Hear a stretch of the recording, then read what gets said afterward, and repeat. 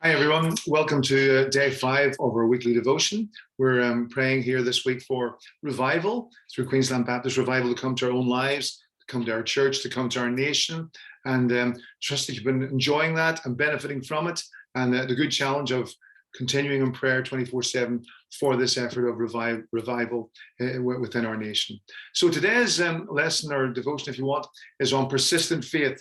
I'm going to let Ruth read the text to us this morning. Okay, so it's from Matthew chapter 15, verses 21 to 28. Leaving that place, Jesus withdrew to the region of Tyre and Sidon. A Canaanite woman from that vicinity came to him crying out, "Lord, Son of David, have mercy on me. My daughter is demon-possessed and suffering terribly." Jesus did not answer a word. So his disciples came to him and urged him, "Send her away, for she keeps crying out after us." He answered, "I was sent only to the lost sheep of Israel." The woman came and knelt before him. "Lord, help me," she said. He replied, "It is not right to take the children's bread and toss it to the dogs." "Yes, it is, Lord," she said. "Even the dogs eat the crumbs that fall from their master's table." Then Jesus said to her, "Woman, you have great faith. Your request is granted." And her daughter was healed at that moment. Thanks, Ruth. So here's what the author has written in the devotion today. Jesus has finished his powerful ministry in the Galilean region, and the people there have had their opportunity. He is now withdrawn to Gentile territory before perhaps a final push through Judea and on to his final destination, being Jerusalem. Perhaps he was getting away from the threats of Herod Antipas. Maybe he just needed a necessary break to prepare for what lay ahead. Whatever the reason, for a short time, Jesus sequestered himself in a foreign territory where he was less well known. But even there, a Canaanite woman recognized Jesus and she asked him for help. As we read that text, it seems like Jesus brushed off this lady. After all, he was not in Gentile territory to drum up more followers. They were not his calling or target. In God's time, they would be reached by Christian gospel missionaries, but this was not their time.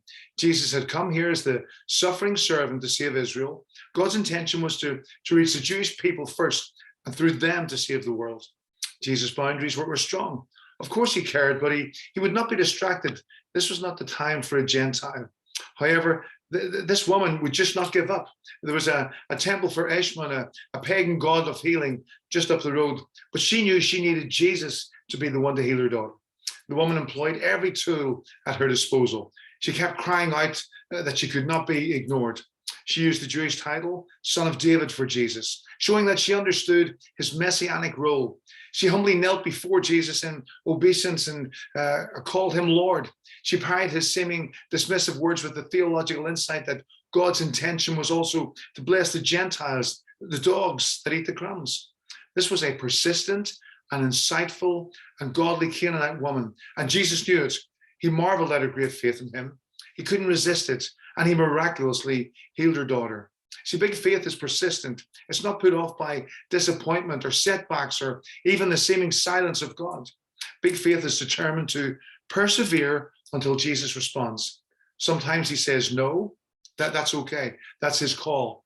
We trust Jesus. But until then, big faith keeps pushing and pushing, holding on to the biblical truth that God loves to give good gifts to his people.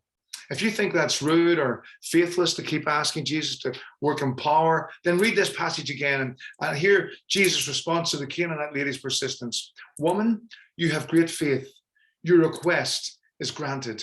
So we want to have that great faith, and we want to see our requests being granted by the Lord in revival fires. Here's some prayer points to consider in revival coming to us. So let's be praying for personal revival, that I will have a growing confidence that God will work in power through my life. That's what we want to see individually. Then for a church revival, that God's Spirit will fill our times of worship and fellowship, and we'll see and experience the impact of his being with us in presence. Then national revival, that our national and state leaders will have good and humble hearts and will promote godly values with wisdom, that they will surrender to Christ and his authority over them and over our nation. So be blessed as you pray, be encouraged, and keep pressing on and keep persevering. Thank you. Bye.